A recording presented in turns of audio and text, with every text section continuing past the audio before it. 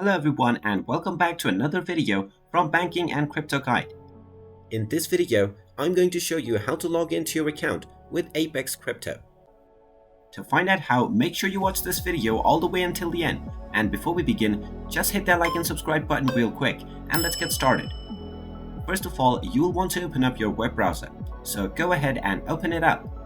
And then in the address bar, just type in apexnetwork.co and press enter. You will now be taken into the official website of the Apex Network trading platform. Now in order to log into your account, just click on the login button at the top right corner. This will now take you into the login portal, which will ask you to enter your email address and your password.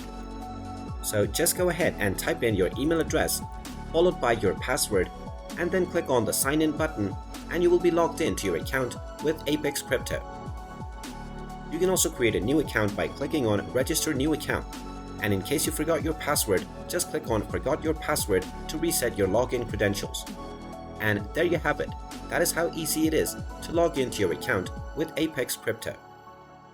If you find this video helpful, make sure you hit that like button and subscribe to our channel if you haven't done so already. Also ring that notification bell to never miss another update from us. Thank you for watching and I will see you again in the next video.